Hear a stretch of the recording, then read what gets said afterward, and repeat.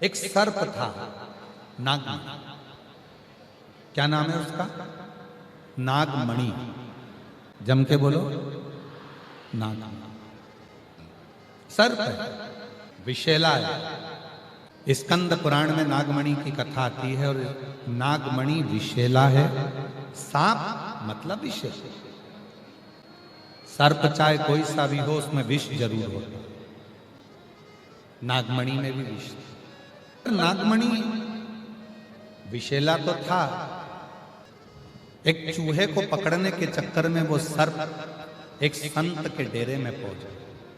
संत पार्थिव का पूजन करते थे, पार्थिव शिवलिंग का निर्माण करते, उसका पूजन करते। और नागमणि संत को देखता कि ये रोज पार्थिव का पूजन कर रहे हैं, पार्थिव बना रहे हैं, पार्थिव का पूजन करते हैं। नागमणि उस पार्थिव शिवलिंग को देख गया। पार्थिव शिवलिंग को देख, जैसे पार्थिव बनाने के 3 क्रम है। पार्थिव बनाने के 3 क्रम है। पार्थिव शिवलिंग का जो निर्माण करा जाता है उसके 3 क्रम है। रोग की मुक्ति के लिए अगर पार्थिव बनाया जाता है तो उस मिट्टी में थोड़ा सा जल और थोड़ी सी दुर्वा का पानी उस मिट्टी के अंदर डाला जाता है। अगर कोई बीमारी है, वो बीमारी नहीं जा रही, पार्थिव के 3 क्रम बना। अगर कोई बीमारी नहीं जा रही है तो आप पार्थिव शिवलिंग अगर बनाते हो, मिट्टी का शिवलिंग बनाकर पूजन करते हो, तो उसमें जल मिट्टी में और दुर्वा, दुर्वा बोलते हो कि दूब बोलते हो, जो गणेश जी को चढ़ती है दुर्वा,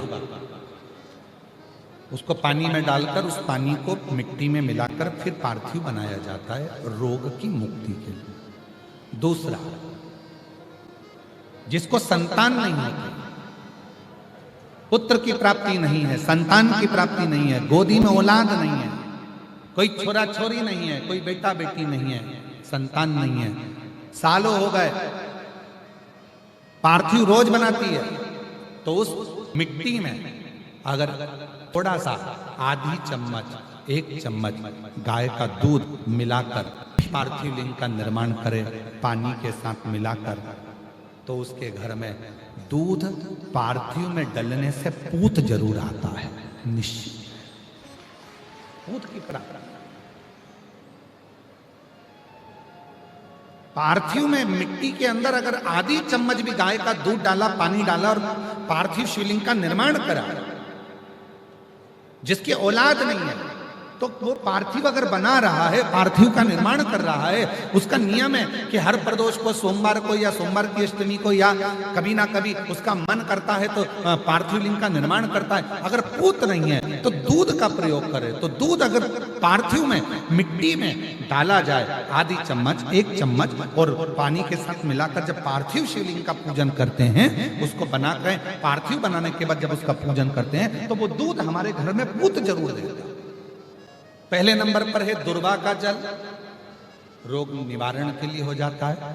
पार्थिव में दूसरा वर्णन आया है दूध का डालना, वो संतान देता है। तीसरे नंबर पर पार्थिव अगर निर्माण कर रहे हो, कोई लक्ष्य है, मेरा यह काम है वो पूरा नहीं हो रहा, बहुत दिन से अटक रहा, बाबा पूरा करना है, तो पार्थिव में चंदन घिस के, चंदन को घिसकर उसका थोड़ा सा भाग पानी मिट्टी में डालकर फिर पार्थिव का निर्माण करा जाता है, पूजन करी जाती है। तो जो तुम्हारा लक्ष्य है, उस लक्ष्य तक बाबा तुम्हें पहुंचा कर ही रहेगा। पार्थिव निर्माण के कुछ क्रम है। पार्थिव कैसे बनाया जाता है, किस कार्य के लिए बनाया जाता है?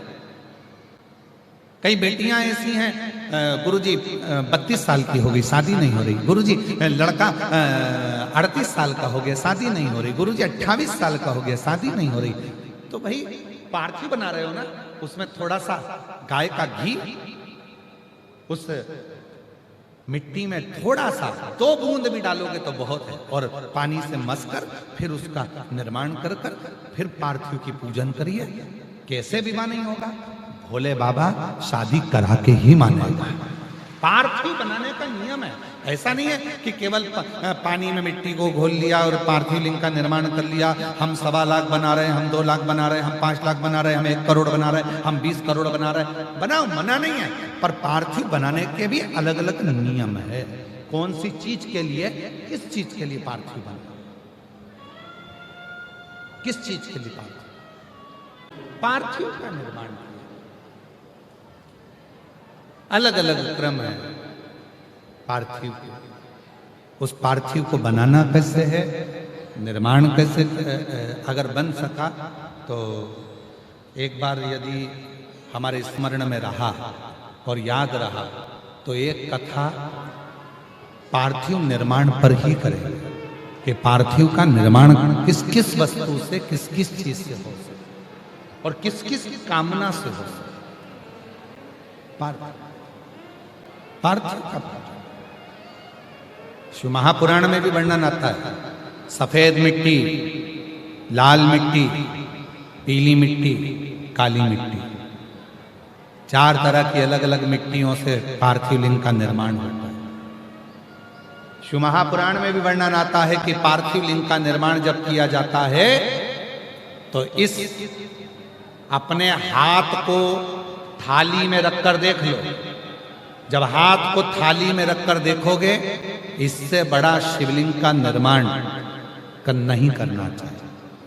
इससे जितना छोटा शिवलिंग बनाओगे उतना सुख है। अब कई लोग दिखावे में इतना बड़ा शिवलिंग बना लिया, इतना बड़ा पार्थिव शिवलिंग बना लिया, हमने इतना बड़ा शिवलिंग बनाया है, हमने इतना बड़ा शिवलिंग बनाया है। नहीं, अपनी हथेली को, अपने हाथ को थाली में रखो, अंगूठे को उठाओ, बस। इससे बड़ा शिवलिंग घर में नहीं बना, इससे बड़े शिवलिंग का निर्माण नहीं कर, बस छोटा, इससे छोटा, इससे छोटा, बड़ा। इतना बड़ा भी बनाओगे तो चल जाएगा, पर इससे छोटा, बड़ा। पार्थिव पूजन। अब कई लोग क्यों बना देते हैं, बड़ा शिवलिंग बनाएंगे, पूजन में आनंद आएगा, इतने सारे लोग बैठे हैं, हम भगवान शंकर का, हम उज्जैनी महाकाल बनाएंगे, हम विश्वनाथ बनाएंगे, हम वैद्यनाथ बनाएंगे, हम त्र्यंबकनाथ बनाएंगे, हम कृष्णेश्वर बनाएंगे शिवलिंग पर। फिर वो निर्माण कर रहे हैं, फिर उसमें अलग स्वरूप दे रहे हैं, फिर अलग स्वरूप का निर्माण कर रहे हैं। शिव महापुराण की कथा कहती है कि लोग कहते हैं कि पार्थिव शिवलिंग में या शिवलिंग में केवल हम भगवान शंकर की आराधना कर रहे हैं, भगवान शंकर की साधना कर रहे हैं। नहीं नहीं, स्कंद पुराण, लिंग पुराण, नर्मदा पुराण, शिव महापुराण, आप गीता प्रेस गोरखपुर की लेकर आओ, उसको पढ़िए। उसमें आपको अध्ययन करने पर मिलेगा कि जब हम पार्थिव शिवलिंग का निर्माण करते हैं, जब हम पार्थिव शिवलिंग को बनाते हैं, या हमारे घर में जो भी शिवलिंग है, पत्थर का हो, पाषाण का हो, पारद का हो, स्फटिक का हो, सोने का हो, चांदी का हो, पीतल का हो, लोहे का हो, लकड़ी का हो, जिसका भी शिवलिंग तुम्हारे घर में, चीनी का हो, जो भी शिवलिंग है, तो ये केवल शंकर अकेले नहीं है महाराज, ये शिवलिंग शिव है। इसी में ब्रह्मा, इसी में विष्णु, इसी में महेश। ये जलाधारी मां पार्वती, सीधे हाथ पर गणेश, उल्टे हाथ पर कार्तिक, बीच में अशोक सुंदरी। इस शिवलिंग के ऊपर जो बूंद बूंद जल टपक रहा है जलाधारी से, वो शिव जी की 5 लड़कियां, जया, विषहरा, शामली बारी, दौतली, देव। शंकर जी की 6ठी लड़की अशोक सुंदरी है।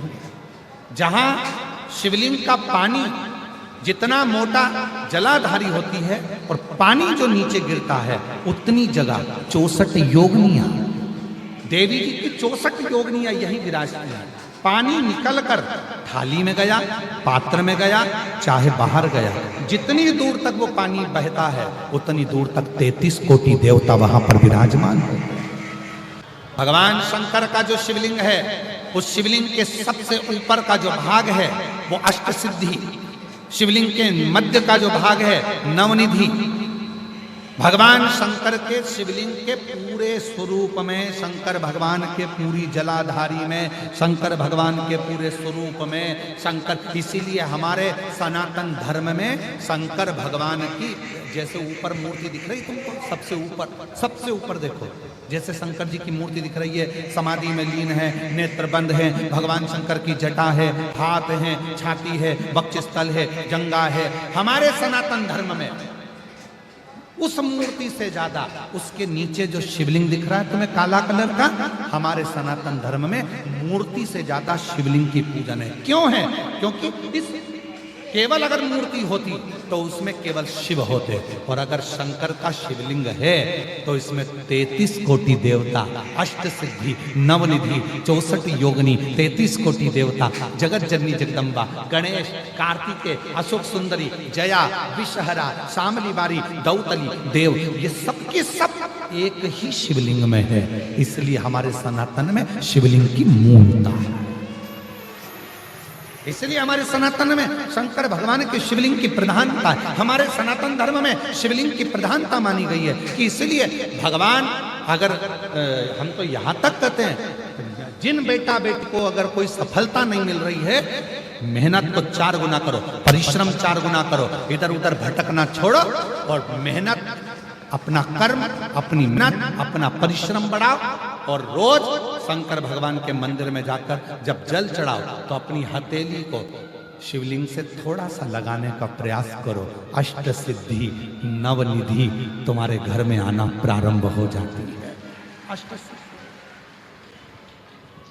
हम क्यों कहते हैं? जल चढ़ाने जाओ, जल चढ़ाकर वापिस आओ तो थोड़ा सा जल घर लेकर आओ, दरवाजे पर छीटो। क्यों कहते हैं? क्योंकि शंकर भगवान के शिवलिंग में अष्ट सिद्धि, नवनिधि, 64 योगिनी, देवी देवता, माता, गणेश, रिद्धि सिद्धि, अमोद प्रमोद, शुभ लाभ सब उस शिवलिंग के अंतर्गत हैं। जल चढ़ाते हैं, उसका भाग थोड़ा सा लाकर अपने घर में जब प्रोक्षण करते हैं तब अपने आप सारे कार्य सफल होना प्रारंभ हो जाते हैं। उस शिवलिंग में उस शिवलिंग में वो तप शिव से एक एक पार्थिव शिवलिंग का निर्माण, पार्थिव पूजन की महत्वता, पार्थिव पूजन का वर्णन बड़ा विस्तार से किया, बड़ा विस्तार। और महाराज कुछ नहीं सूझे,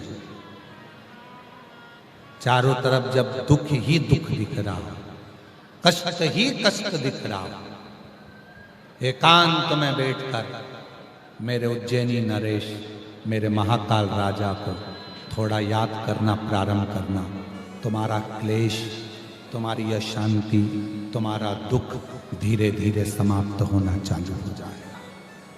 समाप्त। बच्चे बीमार पड़े, कृष्णेश्वर को याद करो। हमारे 12 ज्योतिर्लिंग भारत की भूमि पर जो हैं, एक एक ज्योतिर्लिंग हमको ऊर्जा देता है। दुख है, तकलीफ है, कष्ट है, टेंशन है, उज्जैनी नरेश महाकाल राजा को याद करो। संतान अगर दुखी है, कृष्णेश्वर भोलेनाथ को याद करो। दुनिया ताने देती है, गाली देती है, अपशब्द कहती है, अपयश मिलता है, त्र्यंबकनाथ को याद करो। बेल मुझे मार, कोई ना कोई परेशानी रोज की आ रही है तो भीमा शंकर को याद करो।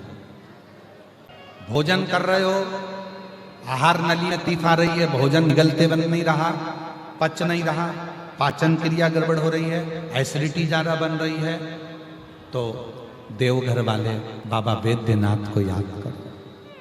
नेत्रों में तकलीफ हो रही है, सोमनाथ को याद करो।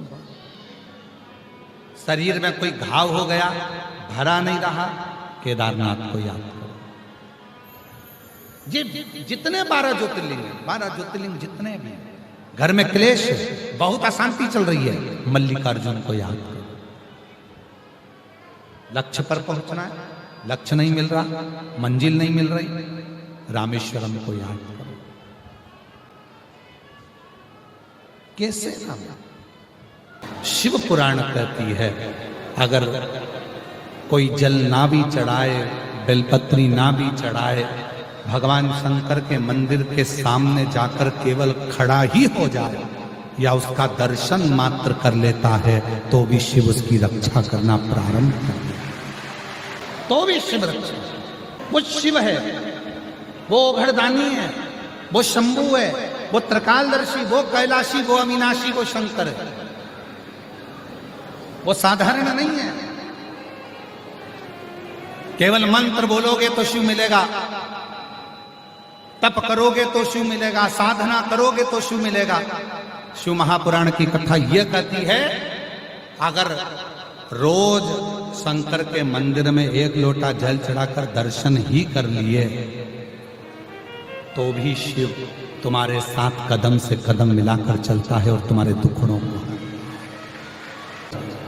और ऐसा नहीं कि पशुपति व्रत एक बार, दो बार, तीन बार, हम तो यहां तक कहेंगे हर 2-3 महीने में घर का कोई ना कोई व्यक्ति अगर पशुपति व्रत करता रहता है तो उस घर में कभी विपदा नहीं आती, कभी कंगाली नहीं आती, कभी संपदा की कमी नहीं आती। पशुपति व्रत करते रहते।